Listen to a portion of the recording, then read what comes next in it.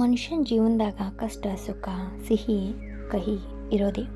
ಎಷ್ಟೊಂದು ಕಹಿ ಘಟನೆಗಳು ನಡೆದು ಹೋಗಿರ್ತವೆ ಮತ್ತು ಕೆಲವೊಬ್ಬರ ಜೀವನದ ಅಂತೂ ಕೆಲವೊಂದು ದುರಂತಗಳೇ ನಡೆದು ಹೋಗಿರ್ತವೆ. ಅದ್ರಾಗೂ ನಾವು ಹೆಂಗಪ್ಪ ಅಂದ್ರೆ ಎಲ್ಲ ನೋವನ್ನು ನಾವು ತೆಗೆದುಕೊಳ್ತೀವಿ. ಯಾರಿಗಾದರೂ ಹೇಳ್ಕೊಂಡ್ರೆ ಅವ್ರು ನಮ್ಮ ಬಗ್ಗೆ ಏನು ತಿಳ್ಕೊತಾರೇನೋ, ಹೇಗೆ ನಮ್ಮನ್ನು ಅವ್ರು ಜಡ್ಜ್ ಮಾಡ್ತಾರೋ ಅಂಥೇಳಿ ಭಯ ಇಟ್ಕೊಂಡಿರ್ತೀವಿ. ಎಷ್ಟೋ ಸಲ ಸ್ಪೆಷಲಿ ಗಂಡಸರಿಗೆ ಮೆಂಟಲಿ ಡಿಸಾರ್ಡರ್ ಕಂಡುಬರೋದು, ಹಾರ್ಟ್ ಅಟ್ಯಾಕ್ ಆಗೋದು, ಡಿಪ್ರೆಷನ್ಗೊಳಗಾಗೋದು ಇಂತಹ ನೋವುಗಳನ್ನು ಅವರು ಹೈಡ್ ಮಾಡ್ಕೊಳ್ಳೋದ್ರಿಂದಾನೆ. ಯಾವಾಗಲೂ ಹಾಗೆ ಆಗತ್ತೆ.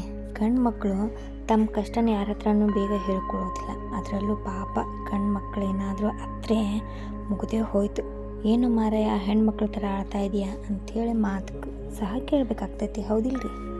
ಆದ್ರೆ ಹಿಂಗೆ ಮಾಡ್ತಾ ಹೋದರೆ ಎಮೋಷನ್ಸ್ಗಳನ್ನ ಹತ್ತಿಕೊಳ್ತಾ ಹೋದ್ರೆ ಒಂದಿನ ಹೇಗೆ ಬರ್ಸ್ಟ್ ಆಗುತ್ತೆ ಹೇಳೋಕ್ಕಾಗಲ್ಲ.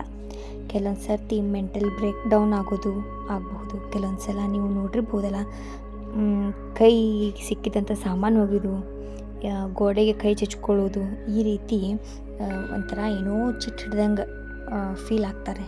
ಆದರೆ ಈ ಥರ ಅನ್ನಿಸ್ತದ, ಹೌದಿಲ್ಲ? ಒಂದು ಸಣ್ಣ ಎಕ್ಸ್ಪೆರಿಮೆಂಟ್ ಮೂಲಕ ನಾನು ಹೇಳೋಕ್ಕೆ ಇಷ್ಟಪಡ್ತೀನಿ. ನೋಡಿ, ನಿಮ್ಮ ಕೈಗೆ ಒಂದು ಗಾಯ ಆಗಿದೆ, ಏನೋ ಕಲ್ಲೋ ಏನೋ ಬಿದ್ದು ಸ್ವಲ್ಪ ಗಾಯ ಆಗಿದೆ ಅಂದ್ಕೊಳ್ಳಿ. ಅದನ್ನು ನೀವು ಯಾರಿಗೂ ಕಾಣದಂತೆ ಮುಚ್ಚಿ ಇಟ್ಕೋತಾ ಹೋಗ್ತೀರಿ. ಹಾಗೆ ಮುಚ್ಚಿಗೆ ಇಟ್ಕೋತಾ ಹೋದರೆ ಆ ಗಾಯಕ್ಕೆ ಗಾಳಿ ವಾತಾವರಣದ ಅಂಶ ಬೀಳಲ್ಲ. ಹಾಗಾಗಿ ಮುಚ್ಚಿಟ್ಟಷ್ಟು ಅದು ಗಾಯ ಹೆಚ್ಚಾಗ್ತದೆ, ಹೌದು ತಾನೇ? ಅದು ಕೆಲವೊಂದು ಸಲ ನೀವು ಇವತ್ತು ಏನರ ಅರ್ಬಿ ಕಟ್ಟಿ ಹೊರಗಡೆ ಎಲ್ಲ ಹೋಗಿ ಬಂದು ವಾಪಸ್ ತೆಗೆದ್ರೆ ಅದು ಎಲ್ಲ ನೀರು ಹೊಡೆದಂಗೆ ಆಗಿ ಕೀವು ಆಗೋ ಚಾನ್ಸಸ್ ಕೂಡ ಇರ್ತದೆ, ಹೌದು ತಾನೇ? ಹಾಗೆ ನಮ್ಮ ಎಮೋಷನ್ಸ್ಗಳನ್ನ ನಾವು ಮುಚ್ಚಿಟ್ಟಷ್ಟು ಹೇಗೆ ನಾವು ಮುಚ್ಚಿಡ್ತಾ ಹೋಗ್ತೀವೋ ಹಾಗೆ ನಮಗೆ ಮೆಂಟಲಿ ಟೆನ್ಷನ್ ಜಾಸ್ತಿ ಆಗ್ತಾ ಹೋಗ್ತದೆ. ಇನ್ನೊಂದು ಹೇಳಬೇಕಂದ್ರೆ, ಒಂದು ಪೈಪಲ್ಲಿ ನೀರನ್ನು ಬಿಗಿಯಾಗಿ ನಾವು ಎಷ್ಟೊತ್ತನ ಹಿಡಿತೀವಿ, ಒಂದು ಸಲ ಅದನ್ನು ಬಿಗಿ ಸಡ್ಲ ಮಾಡಿದರೆ ಅದು ನೀರು ಹೆಂಗೆ ಪುಟಿತೈತಲ್ಲ, ಆ ರೀತಿ ನಮ್ಮ ಎಮೋಷನ್ಸ್ಗಳನ್ನ ನಾವು ಕಂಟ್ರೋಲ್ ಮಾಡ್ತಾ ಹೋದಂಗೆ ಅದು ಯಾವಾಗ ಬರ್ಸ್ಟ್ ಆಗುತ್ತೋ ಹೇಳಕ್ಕೆ ಬರಲ್ಲ. ಅಷ್ಟೇ ಅಲ್ಲ, ನಾವು ಕೈ ಗಾಯಕ್ಕೆ ಔಷಧ ಹಚ್ಕೊಂಡು ಮುಚ್ಕೋತೀವಿ ಅಂತಲೂ ಹೇಳ್ಬೋದು. ಔಷಧ ಹಚ್ಚಿ ಮುಚ್ಕೋತೀವಿ ಅಂತಂದ್ರೇನು, ಈಗಿನ ಯೂತ್ಸ್ಗಳು ತಮ್ಮ ಟೆನ್ಷನ್ ಫ್ರೀ ಆಗಲಿಕ್ಕೆ ಕುಡಿಯೋದಕ್ಕೆ ಹೋಗೋದು ಅಥವಾ ಮಾದಕ ವಸ್ತುಗಳ ಹಿಂದೆ ಬೀಳ್ತಾರೆ. ಅದೇ ಕೆಲವೊಂದು ಎಲ್ಲ ಕೇಳಿರ್ಬೇಕಲ್ಲ, ಮಗ ಯಾಕೋ ಟೆನ್ಷನ್ ಆಗ್ತಿದೆ, ಒಂದು ಸ್ಮೋಕ್ ಮಾಡಿ ಬರ್ತೀನಿ, ಏನೋ ಒಂಥರ ರಿಲೀಫ್ ಅನ್ನಿಸ್ತದೆ ಅಂಥೇಳಿ. ಆದರೆ ಆ ಕ್ಷಣಕ್ಕೆ ನಿಮಗದು ರಿಲೀಫ್ ಅನ್ನಿಸ್ಬಹುದು, ಆದರೆ ಆ ಗಾಯ ಹೋಗಿರುತ್ತಾ? ಇಲ್ಲ. ಆದರೆ ನೋಡ್ರಿ, ಯಾವುದೇ ನೋವಿಗೂ ಹೀಲಿಂಗ್ಗೆ ಸಮಯ ಬೇಕಾಗ್ತದೆ. ಅದಕ್ಕೆ ಹೇಳೋದು time is the best healer ಅಂತ. ಸೊ ಯಾವುದೇ ನೋವಿದ್ರೂ, ಯಾವುದೇ ಕಹಿ ಘಟನೆ ಇದ್ರೂ ಅದು ಮೆಂಟಲಿ ಟೆನ್ಷನ್ ಆಗೋ ರೇಂಜಿಗೆ ನಾವು ಬಿಡಬಾರ್ದು. ಸೊ ಹಾಗಾಗಿ ನೀವು ಜೀವನದ ಕಹಿ ಘಟನೆ ನಡೆದಿರ್ತದೆ, ಅದನ್ನು ಮರೀಲಿಕ್ಕೆ ಆಗ್ತಿಲ್ಲಪ್ಪ ನನ್ನಿಂದ ಅಂದರೆ, ಆ ನೋವಿಂದ ಆಚೆ ಬರೋಕ್ಕೆ ಆಗ್ತಾನೇ ಇಲ್ಲ ಅಂದರೆ, ಒಂದು ಪೇರೆಂಟ್ಸ್ ಹತ್ರ ಶೇರ್ ಮಾಡ್ಕೊಳ್ಳಿ.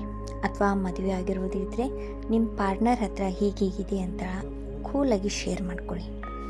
ಓಕೆ ಪೇರೆಂಟ್ಸ್ ಹತ್ರನೂ ಹೇಳ್ಕೊಳಿಕ್ಕಾಗಲ್ಲ, ಪಾರ್ಟ್ನರ್ ಹತ್ರನೂ ಹೇಳ್ಕೊಳಿಕ್ಕಾಗಲ್ಲ ಅಂದರೆ ಫ್ರೆಂಡ್ಸ್ ಜೊತೆ ಶೇರ್ ಮಾಡ್ಕೊಳ್ಳಿ. ಅದಕ್ಕೆ ಹೇಳೋದು, ಒಳ್ಳೆಯ ಸ್ನೇಹಿತರು ಮಾಡ್ಕೊಳ್ಳೋದಂದರೆ ಜೀವನದ ಬಹುದೊಡ್ಡ ಒಂದು ಸಾಧನೆ ಅಂತಲೇ ಹೇಳ್ಬೋದು ಸ್ನೇಹಿತರೆ. ಯಾಕೆಂದರೆ ನಮ್ಮದು ದುಡ್ಡು ಎಷ್ಟಿದೆ, ನಮ್ಮದು ಆಸ್ತಿ ಎಷ್ಟಿದೆ, ನಾಳೆ ನಾವೇನೂ ಕಟ್ಕೊಂಡು ಹೋಗೋಲ್ಲ. ಆದರೆ ನಮ್ಮ ಸ್ನೇಹಿತರ ಒಂದು ಸಮಾಧಾನದ ಮಾತು, ಒಂದು ಸ್ನೇಹಿತರ ಆಲಿಕೆ ಕಿವಿದೆಲ್ಲ, ಅದು ಎಷ್ಟೋ ಜೀವಗಳಿಗೆ ಆಪ್ತ ಸಮಾಲೋಚನೆ ಅಥವಾ ಬೂಸ್ಟ್ ಅಂತಲೇ ಹೇಳ್ಬೋದು. ಅಂತಹ ಒಂದು ಒಳ್ಳೆಯ ಸ್ನೇಹಿತರಿಗೆ ನಿಮ್ಮ ನೋವುಗಳನ್ನು ಶೇರ್ ಮಾಡ್ಕೊಳ್ಳಿ. ಇದರಿಂದ ನಿಮ್ಮ ಮನಸ್ಸು ಕೂಡ ಹಗುರಾಗುತ್ತದೆ. ಈಗ ನಮ್ಮ ಎದುರಿಗೆ ಇರೋರನ್ನ ನಾವು ಮೆಚ್ಚಿಸ್ಲಿಕ್ಕೆ ಹೊಸ ಬಟ್ಟೆ ಹಾಕ್ಬೋದು, ಹೊಸ ಆಭರಣಗಳನ್ನು, ವೆರೈಟಿ ಆಭರಣಗಳನ್ನು ಹಾಕ್ಕೊಂಡು ಅವ್ರಿಗೆ ಮೆಚ್ಚಿಸ್ಲಿಕ್ಕೆ ಟ್ರೈ ಮಾಡ್ಬೋದು. ಆದರೆ ನಾವೇ ಖುಷಿ ಇಲ್ಲ ಅಂತಂದ್ರೆ ನಾವು ಯಾರನ್ನು ಕೂಡ ಖುಷಿಯಾಗಿರಲು ಸಾಧ್ಯ, ಹೌದು ತಾನೆ? ಮೊದಲು ನಮ್ಮ ಖುಷಿ, ನಮ್ಮತನವನ್ನು ನಾವು ಚೆನ್ನಾಗಿರ್ಕೋಬೇಕು. ಅಂದರೆ ನಮ್ಮಿಂದ 4 ಜನ ಖುಷಿ ಇರುವಂತೆ ನಾವು ನೋಡ್ಕೊಳ್ಳೋಕ್ಕೆ ಕೆಪೇಬಲ್ ಆಗ್ತೀವಿ. ಸೊ ನಾನೇ ಹ್ಯಾಪಿಯಾಗಿಲ್ಲ ಅಂದರೆ ನಾನು ನೀನು ಹ್ಯಾಪಿಯಾಗಿರ್ಲಿಕ್ಕೆ ಸಾಧ್ಯ, ಹೌದಲ್ವಾ? ಆದ್ದರಿಂದ ಮೊದಲು ನಿಮಗೆ ನೀವು ಮುಖ್ಯ ಆಗಿರ್ತೀರ. ನಿಮ್ಮ ಹೆಲ್ತ್ ಬಗ್ಗೆ ಕಾಳಜಿ ವಹಿಸಿ. ನಿಮ್ಮ ಮೆಂಟಲ್ ಹೆಲ್ತ್ ತುಂಬಾ ಇಂಪಾರ್ಟೆಂಟ್ ಆಗಿರ್ತದೆ. ಈಗ ಹೇಳ್ಬೇಕಂದ್ರೆ, ಮೈಕೈ ನೋವು ಬಂದರೆ, ಸ್ವಲ್ಪ ಜ್ವರ ಬಂದರೆ ತಕ್ಷಣ ಡಾಕ್ಟರ್ ಹತ್ರ ಹೋಗ್ತೀವಿ. ಅದು ಕೊರೋನಾ ಬಂದಾಗಿಂದ ಅಂತೂ ಒಂದು ಸ್ವಲ್ಪ ನೆಗಡಿ ಜ್ವರ ಬಂದರೂ ಸಹ ನಾವು ಡಾಕ್ಟರ್ ಹತ್ರ ಹೋಗ್ತೀವಿ. ಆದರೆ ಯಾಕೋ 1-2-3 ದಿನದಿಂದ ಸಪ್ಪೆ ಇದ್ದೀನಿ, ನಾನು ಯಾರೊಟ್ಟಿಗೆ ಮಾತಾಡಲಿಕ್ಕೆ ನನಗೆ ಇಷ್ಟ ಆಗ್ತಿಲ್ಲ, ಉದಾಸೀನತೆ ಆಗ್ತಿದೆ, ಇದೆಲ್ಲ ಗೊತ್ತಾದರೆ ಹೀಗೆ ಆಗ್ತಾ ಇದೆ ಅಂತೇಳಿ ನಮ್ಮ ಆತ್ಮೀಯರೊಡನೆ ಮನಬಿಚ್ಚಿ ಮಾತಾಡಬೇಕಲ್ವಾ? ನೋಡಿ, ಎಲ್ಲವೂ ತಲೆಯಿಂದಾನೇ ಶುರು ಆಗ್ತದೆ. ನೀವು ನೆಮ್ಮದಿಯಾಗಿ ಖುಷಿಯಾಗಿ ಇಲ್ಲ ಅಂದರೆ ನೀವು ಎಷ್ಟು ಹಣ ಗಳಿಸಿದ್ರೇನು, ಏನು ವೈಭೋಗದಿಂದ ಇದ್ರೇನು, ಹೌದು ತಾನೇ? ಯಾವುದಕ್ಕೂ ಪ್ರಯೋಜನ ಬರಲ್ಲ. ಮನಸ್ಸಿಗೆ ನೆಮ್ಮದಿ ಅನ್ನೋದು ತುಂಬಾ ಮುಖ್ಯ ಆಗಲ್ವಾ? ಹಾಗಾಗಿ ನಿಮ್ಮ ಮೆಂಟಲ್ ಹೆಲ್ತನ್ನು ಬಗ್ಗೆ ನೀವು ಜಾಸ್ತಿ ಪ್ರಯಾರಿಟಿ ಕೊಟ್ಟು ನೋಡ್ಕೋಬೇಕು. ಡಾಕ್ಟ್ರ್ ಹತ್ರ ಹೋಗಿ ಕೊಂಡ್ರೆ ಜನ ನನ್ನೆಲ್ಲಿ ಹುಚ್ಚ ಅನ್ಕೋತಾರೇನೋ ಅಂತ ಥಿಂಕ್ ಮಾಡೋದು ಮುಖ್ಯ ಅಲ್ಲ. ಯಾಕಂದರೆ ಅವರೇ ಅಷ್ಟು ಹುಚ್ಚತನ ಮಾಡ್ತಿರ್ತಾರೆ. ಫಿಸಿಕಲ್ ಬಾಡಿ ಮತ್ತು ಮೆಂಟಲ್ ಬಾಡಿ ಎರಡೂ ನಮಗೆ ಚೆನ್ನಾಗಿದ್ದರೆ ಮಾತ್ರ ನಾವು ಸ್ಟಿಫ್ ಆಗಿರಲಿಕ್ಕೆ ಸಾಧ್ಯ. ಸೊ ಫಿಸಿಕಲ್ ಬಾಡಿ ಏನಾದರೂ ಈಟಾದರೆ ನಾವು ಎಷ್ಟು ಇಂಪಾರ್ಟೆನ್ಸ್ ಕೊಡ್ತೀವೋ ಅದರಷ್ಟೇ ಇಂಪಾರ್ಟೆಂಟ್ ಮೆಂಟಲ್ ಹೆಲ್ತ್ ಬಗ್ಗೆನೂ ನಾವು ಕೊಡಲೇಬೇಕು. ನಾವು ಯಾಕೆ ಕೊಡ್ತಿಲ್ಲ ಅನ್ನೋದೇ ದೊಡ್ಡ ಪ್ರಶ್ನೆ ಆಗಿದೆ.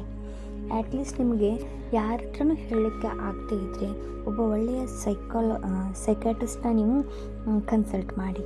ಅವ್ರು ನಿಮಗೇನು ಟ್ರೀಟ್ಮೆಂಟ್ ಕೊಡಲ್ಲ, ಹೋಗುತ್ತಲೇ ನೀವು ಟ್ಯಾಬ್ಲೆಟ್ಸ್ ಬರೆದು ಕೊಡಲ್ಲ. ನಿಮ್ಮನ್ನು ಕೂಲಂಕುಷವಾಗಿ ಅವರು ವಿಚಾರ ಮಾಡ್ತಾರೆ. ಸೊ ಮೊದಲಿಗೆ ಅವರು ನಿಮ್ಗೆ ಕೌನ್ಸಿಲ್ ಮಾಡ್ತಾರೆ. ಸೊ ಆ ಕೌನ್ಸಿಲ್ನಲ್ಲಿನೇ ಎಷ್ಟೋ ಜನರಿಗೆ ಟೆನ್ಷನ್ ಫ್ರೀಯಾಗಿ ಆರಾಮ್ ಬರ್ತಿರ್ತಾರೆ ಅಲ್ವಾ?